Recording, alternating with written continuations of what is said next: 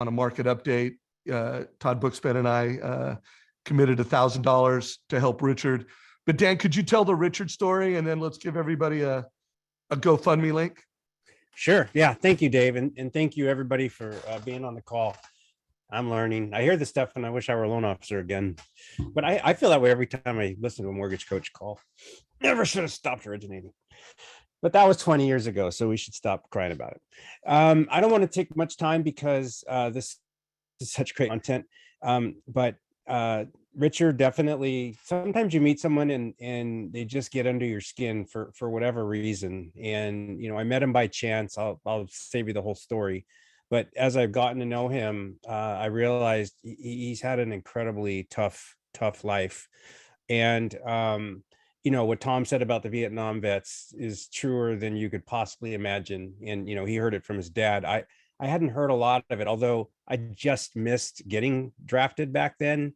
So I think I was probably too young to even be aware of people coming back, but hearing from Richard what they went through was pretty horrible. And he only just used his VA benefit not even a year ago for the very same reasons, I suspect.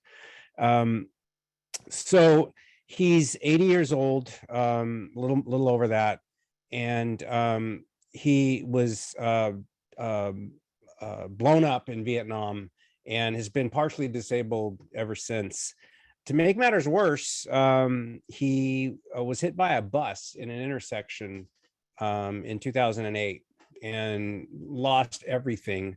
He got a job hauling trash. I don't know if you guys remember during the whole, foreclosures times where all these property managers, their biggest problem was getting the tenants out or the owners out and getting the property cleaned up.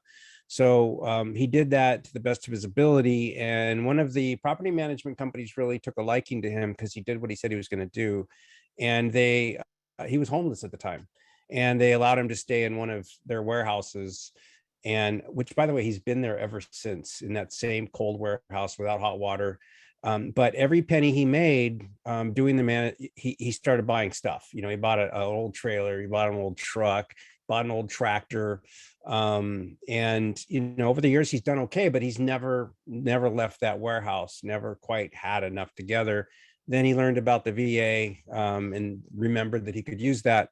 So he bought the house in February. It's a great little house out in Red Bluff, and paid $287 for it. His payment's $1,470 a month. And right after that, it's like his body just started giving out on him. Nothing specifically happened, but Sophia and I watch him walk. Sometimes we see him in the morning and you could tell every step is hurting him. And he told me that it's taken him 3 to 4 days what he used to do in one day. And he's scared to death. He's got nobody in his life. He's got no money to fall back on. And one of his biggest fears is losing this house he just bought. He's so proud of it. We've been helping him because he's still in Santa Rosa. He can't even come to the house yet because he's trying to make every penny he can to make this payment. So we've been helping him. We've been helping him generate some Airbnb income. I said, Richard, I could help you rent this house for probably what your payment is. And he said, I just need to have access to it. I just want to feel like it's still mine. And I feel like if I get a tenant in there, it won't feel like it's mine. So that's why I think he really likes the Airbnb concept. Even when he comes here, he sleeps in an old trailer in the back. It's like he can't even see himself sleeping in his own house. We're here. We're renting. He's got an RV space out in the back of this ranch, and it's walking distance to my daughter and grandkids. So when we come visit, we stay back here. So we see him in this trailer, and he does kind of hobble into the house just to take a shower so he can get a hot shower. So long story short, he's got about $8,000 in credit card debt. That would be life-changing if he could pay that off. My wife actually had an idea that we could convert his garage into an Airbnb studio, and the Airbnb demand here is pretty impressive. So we could probably get $80 to $90 a night and probably generate $800.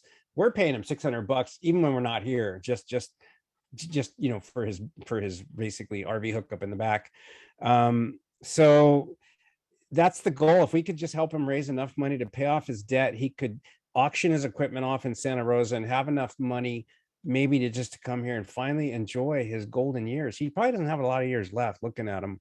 So I don't know if any of you guys have these issues, but I don't know why, no matter how much money I've made in my life, I have this fear that I'm going to be broke. And so there's just like this fear of being old, broke, and with no family. To me, I can't imagine a sadder scenario. And I think that's why he got to me. It's like, I'm meeting my worst fear. And I know those things constantly are going to happen to me. It's dumb, but I feel it when I see this guy. So that's it. Well, Dan, you got an amazing heart. Dan Keller, I'm glad you saw that post on Facebook and, shined a light on it. My ask to the mortgage coach community, if you do donate money to help others, consider Richard. We're putting a link in chat to do that. Todd Bookspan and I, when we heard the story a a month ago, we together donated 1,000. Not making a specific ask. To me, it would be great at a minimum if through the mortgage coach community we were able to raise 10,000 to pay off debt and help. But it sounds like he needs more like about 18,000. 10 to turn the garage into an Airbnb space and 8,000 to pay off debt, and it would really make a difference for this Vietnam vet. Dan Keller, I know do you have any thoughts or anything you want to share before we get back to the regular program show? Yeah. Hey, Dan, where are we at right now with total money raised? Right about 3,000. We're at 3 right now. Mm-hmm. Okay. We got to do better than that. We got to do a lot better than that. So what I want to do today is I want to throw 3 in there to double it. So we're at 6 now. Okay. And I talked to my wife about this. So Jenny and I both, we're gonna give $3,000. I'll jump on GoFundMe right now. Oh my But God. we got to get that up to 18. Let's just make that a goal. Let's remove this guy's credit card debt and let's build him out. Let's build out his garage into that studio. Well, Dan, I'm going to come eat all the Jenny's cookies I could possibly eat. Thank you. Yeah, by the way, guys, follow Jenny Cookies on Instagram. She rocks. And Dan, that was super. Didn't expect that. I knew you had a heart for this, but that was huge, brother. That's so Tom, I know you got to jump pretty soon, but I know you have a heart for military. Any comments or questions? Yeah, Dan, thanks so much for sharing that story. That resonated with me, and I'm going to go on fund and I'll throw in $1,000 on that as well. So thank you for what you're doing, championing him. Thank you. My wife's hearing this in the background. We already put some money in, but she said we need to match Dan Keller's donation, and I think she's right.